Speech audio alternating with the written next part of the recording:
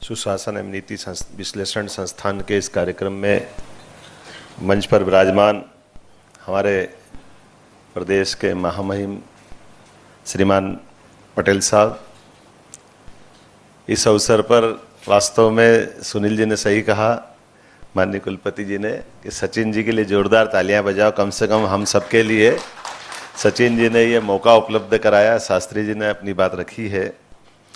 जागरण lake city के हमारे अपने वाइस चांसलर हैं। ये एक सुखद संयोग है। परमात्मा जब अनुकूलता बनाता तो सब तरफ से बनाता, उसमें कोई दिशा कभी कमजोर नहीं होती है। और ये समय की अभी आज की स्थिति हमको इस दिशा में और आनंदित कर रही है।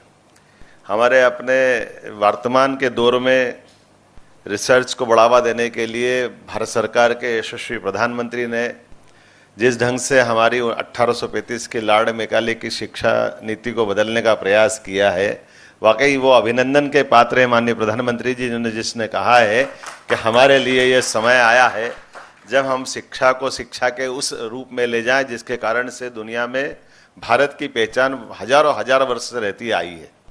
शिक्षा केवल रोजगार का जरिया नहीं है, शिक्षा ये समूचे मनुष्य के अंदर के सर्वांगीण विकास का, एक सुशासन का, एक भगवान के द्वारा दिया गया आशीर्वाद है, जिसके माध्यम से वो न केवल व्यक्तिगत रूप से अपने आप को निखार सकता है बल्कि अपने जीवन को सार्थक भी कर सकता है।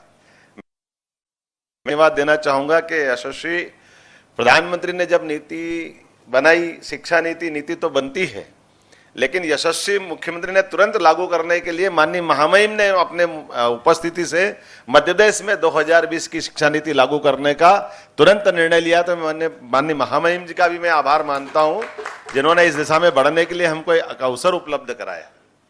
और चूंकि बात अगर चल रही है पीएचडी के अपने वर्तमान के दौर के साथ में, हम ये बात भी सही में मेरा अनुभव देना चाहता हूँ। सचिन जी, मैंने बीएससी, एलएलबी, एमए, एमबीए कर लिया। ऐसे इच्छा हुई कि मैं पीएचडी करूं।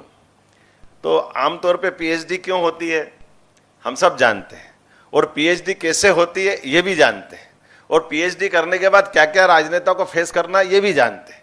अब बड़ी मुश्किल है पीएचडी करे तो, चूंकि स्वाभाविक रूप से मेरी पीएचडी करने की इच्छा हुई तो हमने कहा ये पीएचडी करते तो पीएचडी वालों के लिए खाली रोजगार के लिए अपनी एक डिग्री बनाने के लिए पीएचडी करें, और वो पीएचडी करने के बाद कहीं किसी की कापी आपी कर कुरा के और कोई यूनिवर्सिटी में जमा करा दो, और काम अपना आगे का जिस ढंग का बनता है। भगवान जाने ये दुर्भाग्य की स्थिति है, लेकिन यथार्थ की स्थिति भी है। इससे अपन सब एक दूसरे से इसको जानने वाले लोग हैं। तो मेरे को ध्यान में आया, तो मेरे जो टॉपिक देने का विषय आया तो हमारे जो गाइड थे, मैंने कहा कि मैं पीएचडी करना चाहता हूँ। तो उन्होंने कहा ठीक है, आपने तो इतनी अलग अलग प्रकार की पढ़ाई की, तो आपकी पीएचडी वाले मामले में। तो मैंने कहा नहीं, मैं पॉलिटिकल साइंस में करना चाहता हूँ। तो उन्होंने कहा ये तो आपके लिए और दिक्कत है। सब राजनेताओं पर आरोप लगता है कि कॉपी करके छाप लिया, पता नहीं क्या। अभी तक तो कई वाइस चांसलर भी हमारे यहाँ बैठे जिन पर शिकायत हुई है, तो ये विषय आता है। तो हमने कहा नहीं, मैं ऐसा विषय करना चाहता हूं जिसपे कोई झंझट ही नहीं है। उन्हें क्यों, मैंने भाजपा और उसकी पूर्ववर्ती सरकार, उनके ऊपर विश्लेषण करके मैं अपनी पीएचडी करना चाहता हूं। मेरे से 24 घंटे पूछेगा तो मैं बता सकता हूं। सवित सरकार 1967 में बनी थी, उसके बाद में 77 में बनी जनता पार्टी की सरकार, 80 तक चली, बाद में हमारी बाणू की पटवाजी की सरकार, और ये अपनी सरकार। तो ये तो मुंह से आंकड़े दिया, तो इतना अच्छा लगा उनको, और मैं वास्तव में उस टॉपिक पे ही पीएचडी करने गया।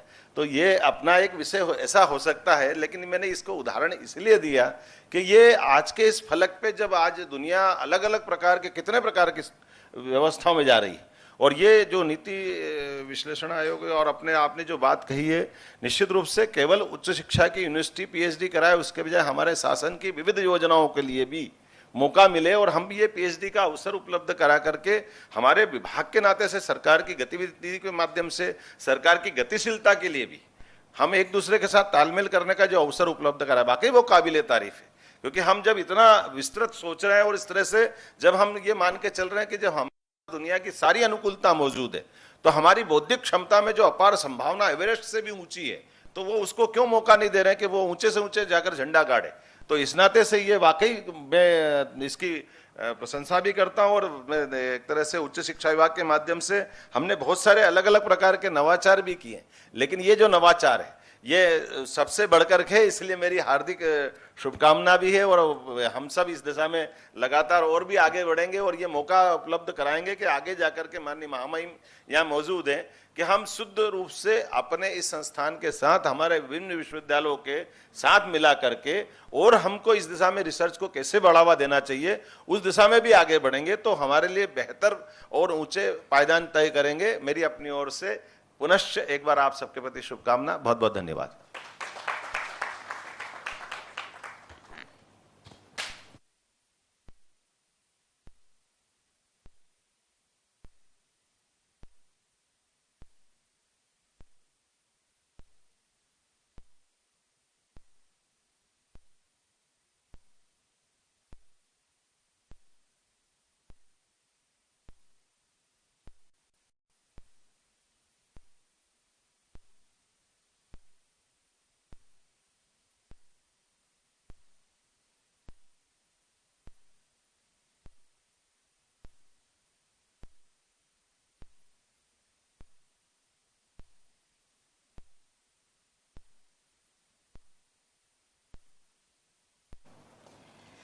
अटल बिहारी वाजपेयी सुशासन एवं नीति विश्लेषण संस्थान आयोजित पीएचडी कार्यशाला, बहुत अच्छा नाम आज मिला यहाँ से, बौद्धिक पर्व, ये कहाँ से शब्द आता है वो भी मैं जानता हूँ, बहुत कम उपयोग होता है। बहुत अच्छा किसी का भाषण हुआ तो समझ में आता है वही बौद्धिक है, इधर उधर बौद्धिक शब्द का उपयोग नहीं होता है। अपने ये कार्यशाला में अपने बीच उपस्थित प्रदेश के उच्च शिक्षा मंत्री माननीय श्री मोहन यादव जी, एआईजीजी के पीए के उपाध्यक्ष सचिन चतुर्वेदी जी, यूनिवर्सिटी के कुलपति डॉक्टर संदीप जी, दूसरे कुलपति सुनील कुमार जी, उपस्थित शोधार्थी गण, मेरे को बताया गया कि 225 जितने डेलीगेट्स यानी विद्यार्थियों इसमें भाग ले रहे हैं और 33 संस्था इसमें भाग ले रहे, सभी को यहाँ से मैं याद करता हूँ। उपस्थित महानुभावों, मीडिया के मित्रों, अटल बिहारी वाजपेयी सुशासन एवं नीति विश्लेषण संस्थान द्वारा आयोजित पीएचडी कार्यशाला के शुभारंभ में उपस्थित होकर मुझे बहुत प्रसन्नता हुई है। यहाँ दो वक्ता ने भी बोला कि बहुत अच्छा ये कार्यक्रम है, पहली बार ये हो रहा है। ये मैं पीएचडी का शॉर्ट जो बताऊं तो कोई भी विषय पर संशोधन करना और डीप में जाकर संशोधन करना, उसको ही समझते हैं पीएचडी। उसमें